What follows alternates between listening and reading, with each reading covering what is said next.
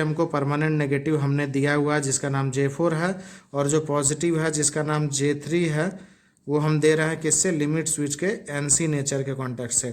Limit switch क्या था spring charge के लिए कि जब तक स्प्रिंग चार्ज है। अब चलिए इसको एक बार देख लेते हैं फिर से, ऐसे हम लोगों ने पहले देखा, फिर से एक बार तेजी से समझ लेते हैं। लिमिट स्विच क्या करता है भाई, लिमिट स्विच का भी NO नेचर का होगा और NC नेचर का होगा, ठीक है।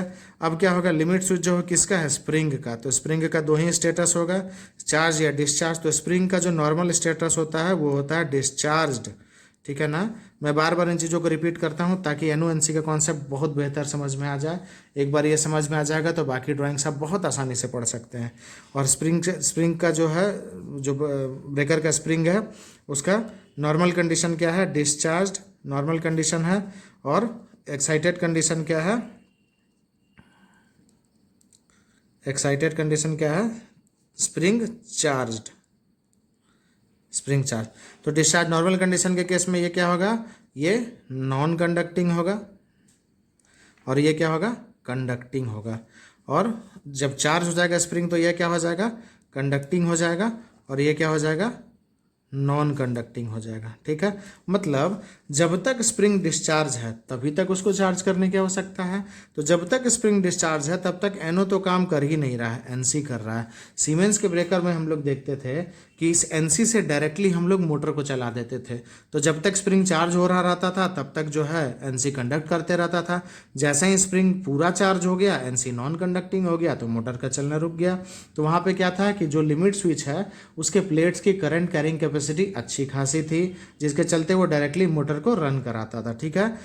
CGL वाले केस में क्या होता है कि इस लिमिट स्विच के जो NC कॉन्टैक्ट है इससे डायरेक्टली मोटर को नहीं चलाते हैं, बल्कि इस NC कॉन्टैक्ट से एक कॉन्टैक्टर को चलाते हैं जिसकी आउटपुट की करंट कैरिंग कैपेसिटी अच्छी खासी होती है, ठीक है ना। कोई भी कॉन्टैक्टर में दो चीज़ें होती है, वीडियो शुरू में 2-3 वीडियो हम लोगों ने इस तरीके की बनाई थी, एक बार उसको देख लीजिए अगर आपको कुछ कन्फ्यूज़न होता है तो किसी भी कॉन्टैक्टर में एक करंट कैरिंग कैपेसिटी ज़्यादा वाला, मतलब पावर फ्लो कराने के लिए, मतलब अच्छा खासा करंट फ्लो कराने के लिए जो है कॉन्टैक्ट्स होते हैं जिसको हम लोग पोल्स कहते हैं, ठीक है ना। और कुछ क्या होते हैं उसके स्टेटस के लिए उसके आउटपुट कॉन्टैक्ट्स होते हैं जो कि उसमें कम भी हो तो बाद में हम लोग एड ऑन ब्लॉक लगा देते हैं। एड ऑन ब्लॉक जहाँ लगा रहेगा उसका आपको सिंबल भी अलग दिखेगा। 88M जो ये प्राइम कॉन्टैक्टर का नाम होगा, और इसके ऊपर अगर कोई एड ऑन ब्लॉक लगा होगा तो उसका नाम ऐसे होगा 88MA। NC होता है तो A होता है, NO होता है तो B हो जाता है, ऐसा अलग अलग होता है, ठीक है ना। तो ये ब्रैकेट में अगर A ऐसा लगा हुआ है तो इसको देख के बहुत ज़्यादा घबरा नहीं जाना है, ठीक है ना। ये इसका एड ऑन है, मतलब कॉन्टैक्टर के ऊपर से लगाया हुआ कुछ और कॉन्टैक्ट्स है, आउटपुट कॉन्टैक्ट्स। इनकी करंट कैरिंग कैपेसिटी बहुत ज़्यादा नहीं होती, ये बस स्टेटस को मल्टीप्लाई करके सिग्नल को कहीं और भेजने के काम में आते हैं। मतलब अगर NO कॉन्टैक्ट से इस्तेमाल कर रहे हैं तो जहाँ पे कंडक्शन हो जाएगा मतलब कॉन्टैक्टर पिकअप है। अगर NC कॉन्टैक्ट से इस्तेमाल कर रहे हैं मतलब जहाँ कंडक्शन हो जाएगा वहाँ कॉन्टैक्टर नॉन पिकअप है। तो मतलब स्टेटस को बताने में इस्तेमाल होता है, ठीक। तो जब तक जब तक स्प्रिंग डिस्चार्ज है तब तक NC कॉन्टैक्ट क्या है, कंडक्टिंग है, मतलब ये लिमिट स्विच का NC कॉन्टैक्ट कंडक्ट कर रहा है, मतलब 88M पिकअप है। और जैसे ही स्प्रिंग चार्ज हो जाएगा तो ये क्या हो गया, नॉन कंडक्टिंग हो गया, मतलब 88M अब ड्रॉप कर गया।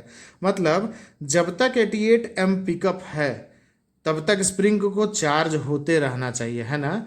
क्योंकि जैसे ही स्प्रिंग चार्ज होगा तो 88M ड्रॉप हो जाएगा। मतलब 88M का पिकअप कब होता है, जब स्प्रिंग चार्ज होता रहता है। when the spring is in the process of getting charged, by that time only the 88M contactor remains picked up. As soon as the spring gets completely charged, the NC contact of the limit switch of spring charge breaker spring limit switch gets non-conducting, converts its position from conducting to non-conducting, ठीक है ना। मतलब NC contact जो है वो तब तक ही conduct करेगा जब तक स्प्रिंग डिस्चार्ज अवस्था में या फिर चार्ज हो रहा होगा, ठीक है ना। जब कंप्लीट चार्ज हो जाएगा तो NC कॉन्टैक्ट नॉन कंडक्टिंग हो जाएगा और 88M ड्रॉप कर जाएगा। इसका मतलब 88M जब तक पिकअप है तब तक में ही स्प्रिंग को चार्ज कर लेना है हमको, ठीक है ना। मतलब 88M पिकअप ही तब होता है जब स्प्रिंग चार्ज मोटर चले। मतलब कि अगर स्प्रिंग एक बार चार्ज हो चुका है तो 88M चुपचाप बैठा रहेगा डी एनर्जाइज्ड कंडीशन में। जैसा ही क्लोजिंग का एक्शन होगा स्प्रिंग एक बार डिस्चार्ज हो जाएगा, NC कॉन्टैक्ट का कंडक्शन शुरू हो जाएगा लिमिट स्विच वाले NC कॉन्टैक्ट का, वैसे ही तुरंट 88 कॉन्टैक्टर एम कॉन्टैक्टर पिक होगा, मतलब ब्रेकर के क्लोज होने के साथ साथ क्लोजिंग स्प्रिंग डिस्चार्ज होगा और 88 एम कॉन्टैक्टर जो है पिक हो जाएगा। जैसे ही ये पिक होगा तो क्या होगा, इसका आउटपुट कॉन्टैक्ट जो है ये हो गया, इसका आउटपुट कॉन्टैक्ट जो है एनओ कॉन्टैक्ट होगा, एनसी कॉन्टैक्ट भी होगा, दोनों हो सकता है। तो क्या करते हैं भाई कि एक आउटपुट कॉन्टैक्ट को यूज नहीं करके दो आउटपुट कॉन्टैक्ट को यूज कर लेते हैं ताकि ब्रेकर को और ज़्यादा सेव किया जा सके। तो कैसे कर लेंगे यूज भाई, यहाँ से इसको शॉर्ट कर दीजिए, ठीक है। क्या किए भाई, यहाँ पर अगर ब्रेकर यूनिवर्सल मोटर है तो डीसी एसी दोनों से चलेगा, तो चलिए हम यहाँ पर डीसी ही इस्तेमाल करते हैं, डीसी ऑपरेटेड हम स्प्रिंग चार्ज मोटर मानते हैं। तो यहाँ परमानेंट पॉजिटिव दे दिए, ठीक है ना। ये परमानेंट पॉजिटिव जाएगा, एनो कॉन्टैक्ट पार करेगा, फिर एक दो मतलब दो एनो कॉन्टैक्ट पार किया, पार करने के बाद कहाँ चला जाएगा, स्प्रिंग चार्ज मोटर में, और इस मोटर को नेगेटिव परमानेंट दिया हुआ है।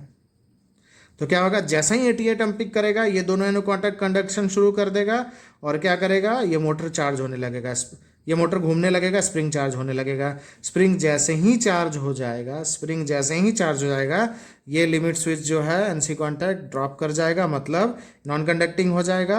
88 एम भी ड्रॉप कर जाएगा, ये दोनों एनो कॉन्टैक्ट वापस से नॉन कंडक्टिंग हो जाएंगे और मोटर का चार्ज होना रुक जाएगा, स्प्रिंग का चार्ज होना रुक जाएगा, मोटर का चलना रुक जाएगा।